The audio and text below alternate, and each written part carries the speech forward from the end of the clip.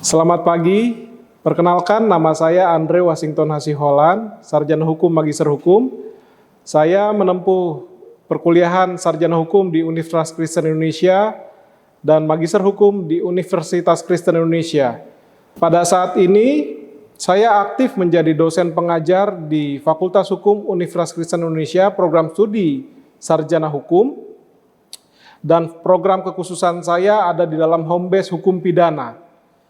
Pada pagi hari ini, saya akan membawakan materi tentang percobaan, penyertaan, dan penggabungan, di mana metode pengajaran saya akan saya laksanakan 50% materi akan saya sampaikan dan 50% akan saya bentuk dalam bentuk diskusi. Selamat menyaksikan, terima kasih. Baik, selamat pagi semuanya. Selamat pagi, Pak. Ya, pada pagi hari ini kita sesuai dengan kelas yang sudah saya sampaikan minggu lalu, kita sudah masuk ke dalam pertemuan kedua.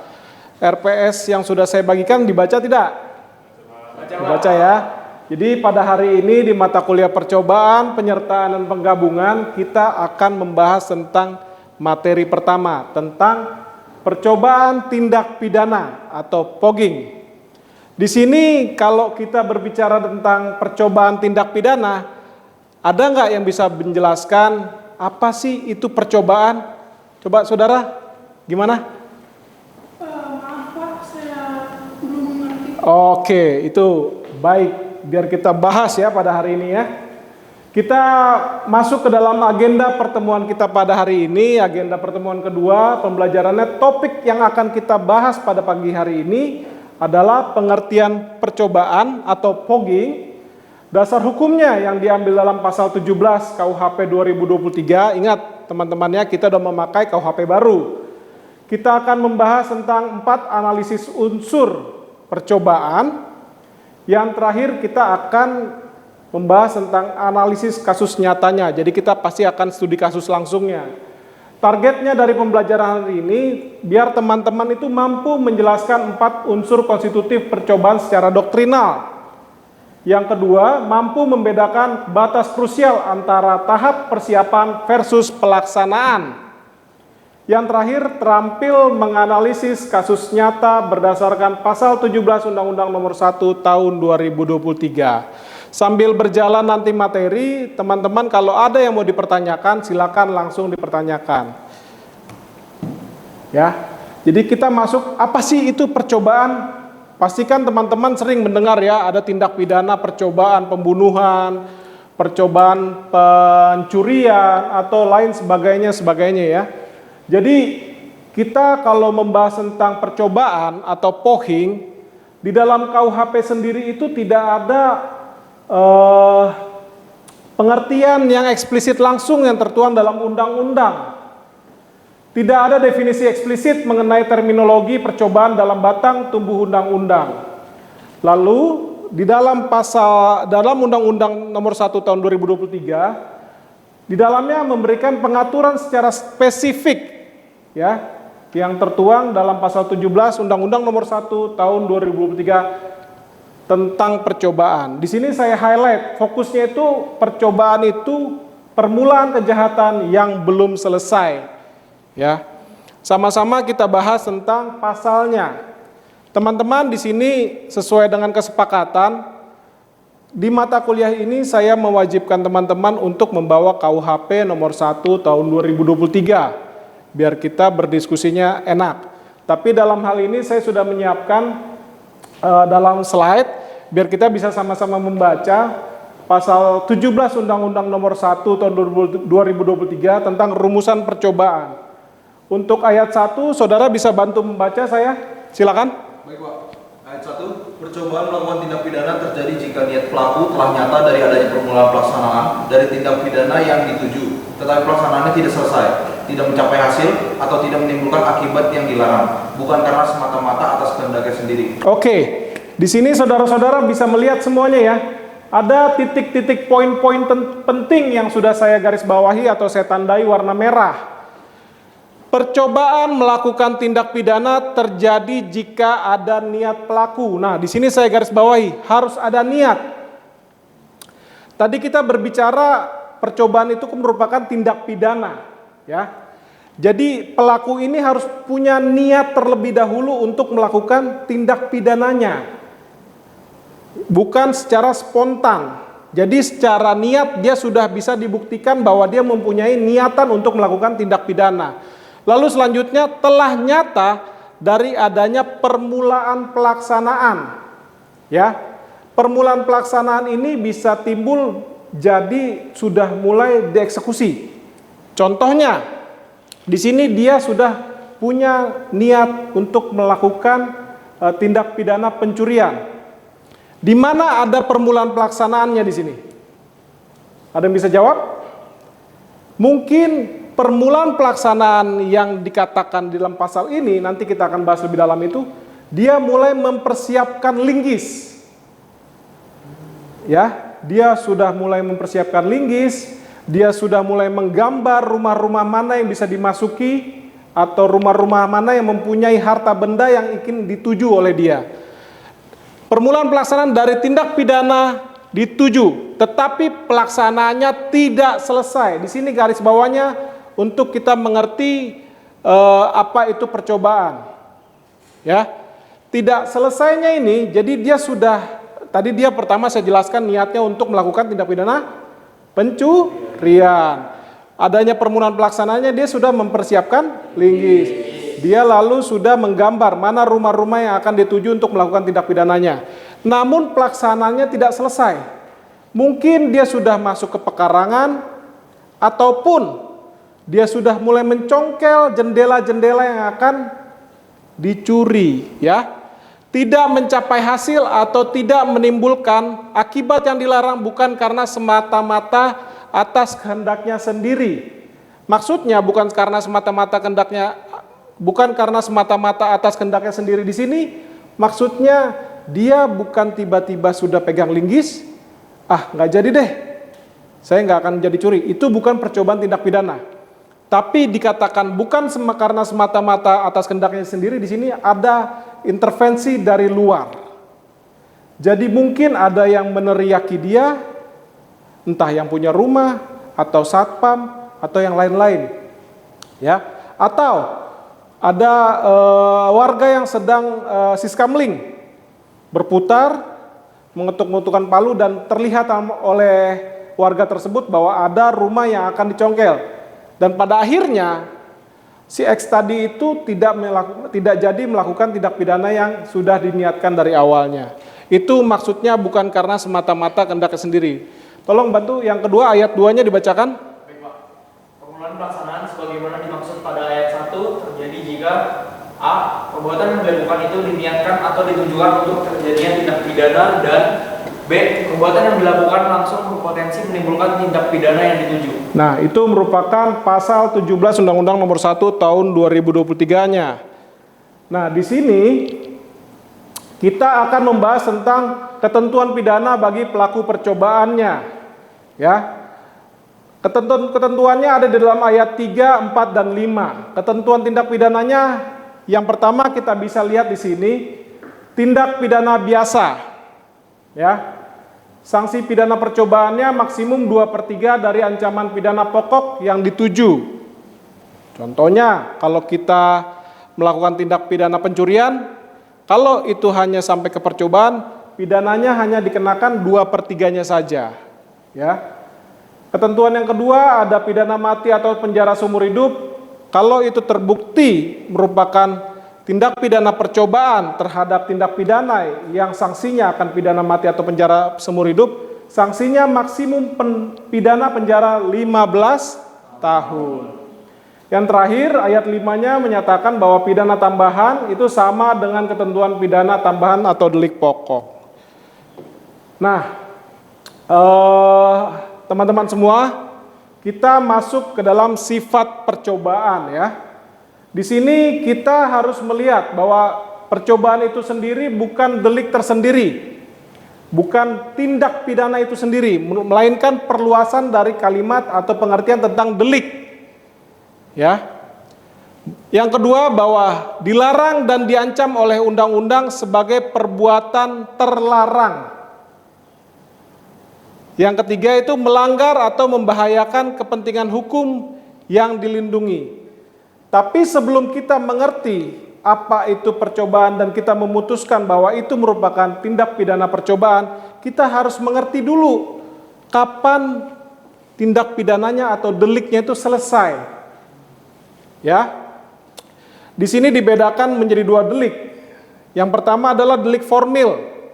Perbuatan selesai dilakukan. Contoh pencurian. Kapan suatu tindak pidana pencurian itu selesai? Coba yang ketiga, silakan. Pada saat dia udah berhasil mengambil barangnya. Bagus. Di saat ada barang orang lain yang sudah berpindah tangan haknya dan sudah diambil sama dia dan dikuasai, berarti pencuriannya sudah selesai. Itu udah tidak masuk ke dalam tindak pidana percobaan. Situ udah murni pencurian karena peralihan haknya sudah berubah. Yang kedua, delik material. Akibat yang dilarang telah terjadi. Jadi kita lihat perbedaannya ya.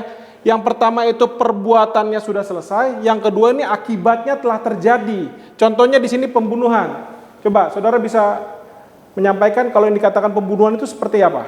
Menghilangkan nyawa seseorang. Nah, good. Berarti di sini nyawa orang sudah hilang. Kalau dia masih dalam kondisi kritis atau dia masih dilakukan pengobatan atau yang lain-lain, nanti itu belum masuk ke dalam tindak pidana pembunuhan. Berarti itu masih bisa masuk ke dalam percobaan. Nah, kita masuk ke dalam 4 unsur percobaan menurut pasal 17 KUHP 2023. Bisa kita lihat di sini unsur-unsurnya yang harus dibuktikan kalau memang itu tindak pidana percobaan adalah niat. Ya, tadi kita lihat di pasal 17 di batang tubuhnya itu sudah tertulis niat atau foreman. Yang kedua merupakan permulaan pelaksanaan atau begin van uitvoering. Ya. Yang ketiga merupakan tidak selesai atau tidak tercapainya hasil. Oke. Yang terakhir bukan karena kehendak sendiri. Ya. Kita lanjut dulu. Kita bahas satu persatu unsur-unsurnya.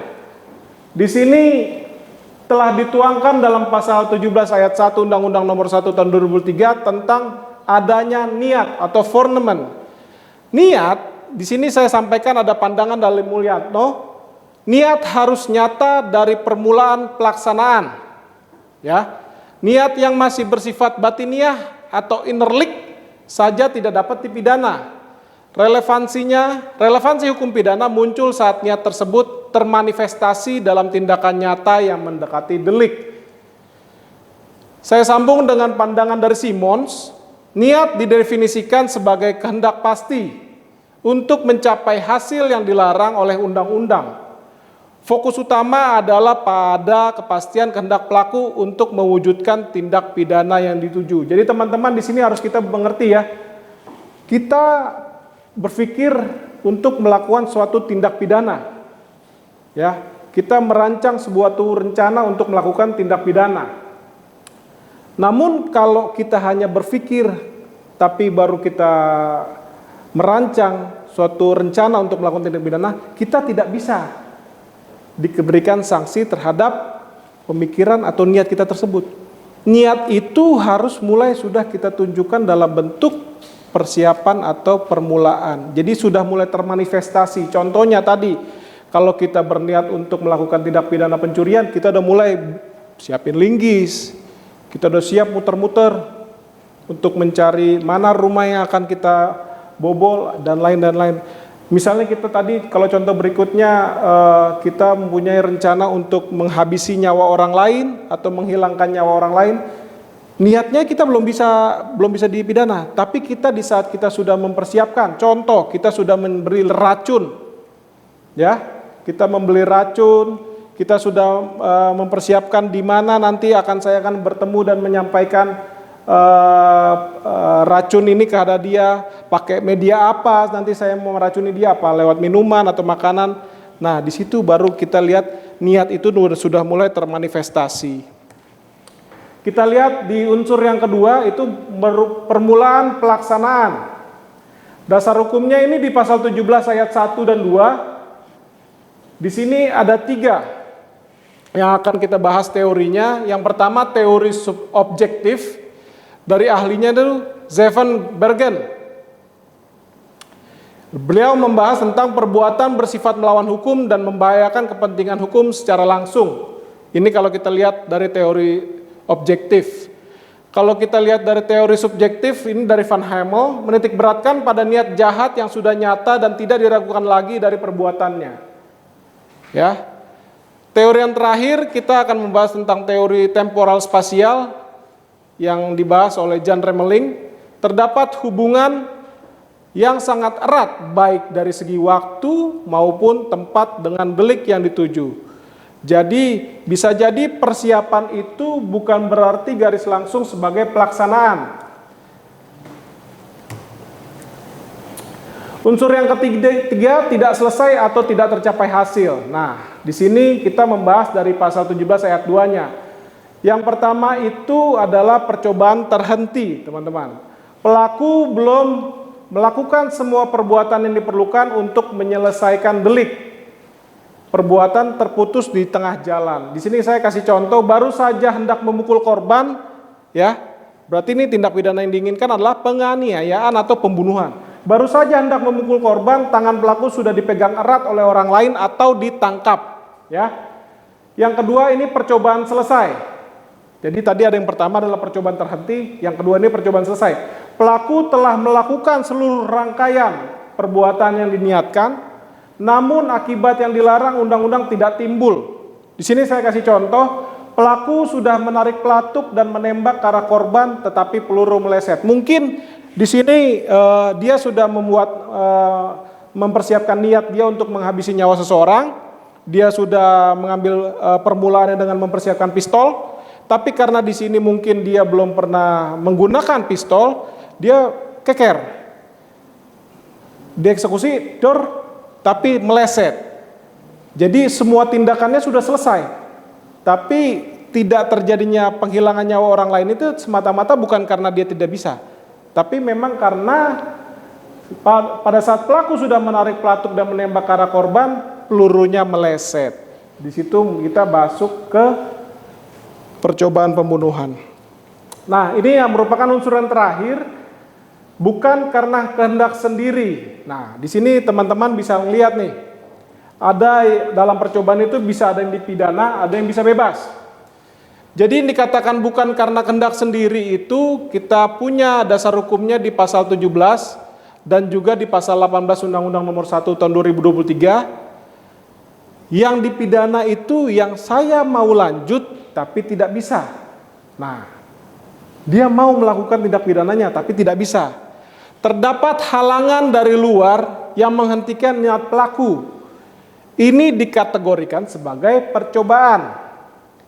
Saya mau masuk ke dalam rumah itu, tapi saya udah keburu diteriakin. Nah, lihat di situ tuh. Saya mau lanjut, tapi nggak bisa, udah keburu dilihatin. Saya mau melakukan tindak pidana pembunuhannya itu, tapi botol minum yang saya mau kasih ke korban saya jatuh, alhasil airnya tumpah. Nah, di situ bisa kita lihat saya mau lanjut tapi tidak bisa. Nah, bandingkan dengan saya bisa lanjut tapi tidak mau nih, tidak mau. Jadi pengunduran diri untuk melakukan tindak pidananya itu sukarela. Nah, itu tidak bisa dipidana. Saya mau masuk ke dalam rumah orang tapi dia berpikir, nggak jadi deh, kasihan. Jangan-jangan ini harta terakhir dia. Nah, saya mau ngasih racun, contohnya saya mau bunuh. Tapi pas saya mau taruh, ternyata dia punya anak masih kecil, masih umur 7 bulan. Nggak jadi deh, saya ambil lagi. Jadi di sini kita bisa bedakan. Saya bisa lanjut tapi tidak mau. Pengunduran diri sukarela. Pelaku secara sadar menghentikan perbuatannya meski ada kesempatan. Di sini halangan-halangannya sudah saya sampaikan, ada halangan fisik, adanya rintangan nyata yang menghambat aksi, contohnya pintu rumah yang ternyata terkunci rapat atau kepergok saksi. Tadi saya kasih contoh kalau di sini kunci rumah. Tendensinya memang pencurian. Jadi mungkin dia ada kunci ganda yang tidak memungkinkan untuk dibongkar. Lalu di sini tadi untuk contoh yang kedua halangan psikis. Faktor mental yang muncul karena keadaan luar, contohnya rasa takut yang muncul tiba-tiba saat mendengar suara sirena polisi.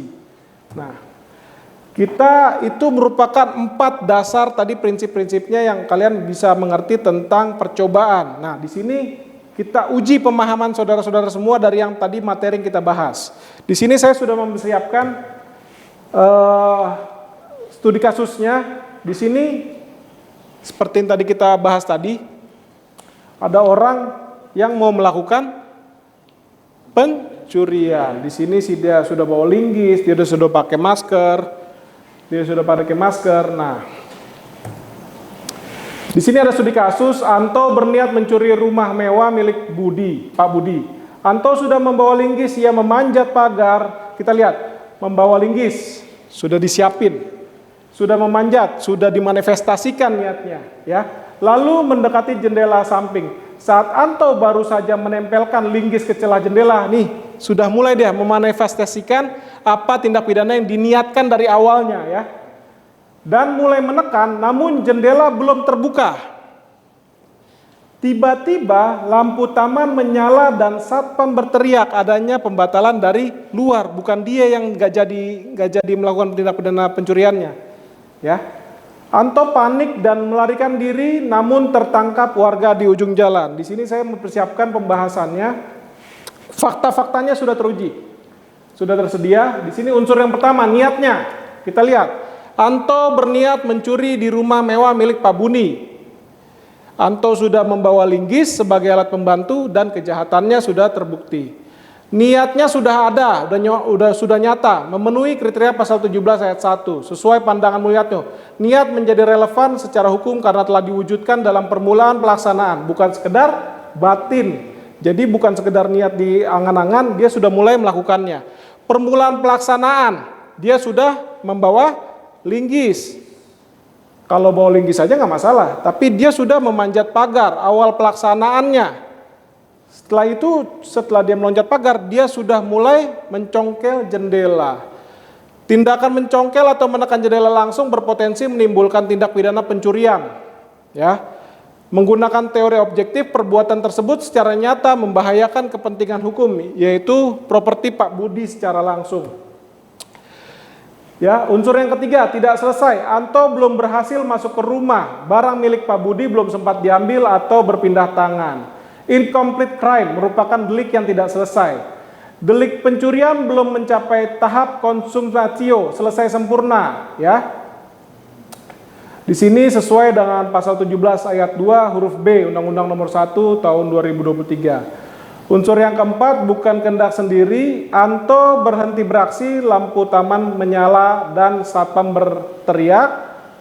Kegagalan disebabkan oleh faktor eksternal yang mengejutkan pelaku. Teori Frank mengatakan saya mau lanjut tapi tidak bisa masuk kategori percobaan yang dapat dipidana. Bukan merupakan pengunduran diri sukarela. Ya, tadi kita bisa lihat dia itu karena ada lampu yang menyala dan ada satpam yang berteriak. Halangan bersifat psikis fisik, takut tertangkap yang dipicu oleh tindakan pihak luar. Nah, di sini kita ada rangkumannya. Jadi yang pertama, unsur-unsur yang pertama itu ada niat, permulaan, tidak selesai, tidak tercapai, bukan kehendak sendiri. Nanti materi ini akan saya bagikan ke dalam grup untuk kalian bisa baca. Nah, sesuai dengan kesepakatan kelas kita, setiap pertemuan yang kita laksanakan itu, kalian akan melakukan evaluasi sendiri, ya. Nanti kalian kasih contoh kasus, kalian siapkan sebagai tugas.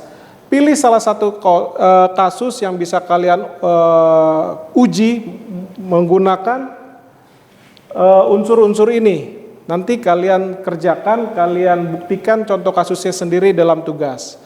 Kurang lebih itu materi yang sudah saya sampaikan pada hari ini. Apakah ada yang mau dipertanyakan kembali? Oke, kalau silakan. Saya mau bertanya, Pak. Ya. Boleh dijelaskan lebih detail lagi tentang bukan kehendak sendiri, Pak? Oh, tadi yang dikatakan bukan kehendak sendiri. Nah, saya ulangin sedikit ya.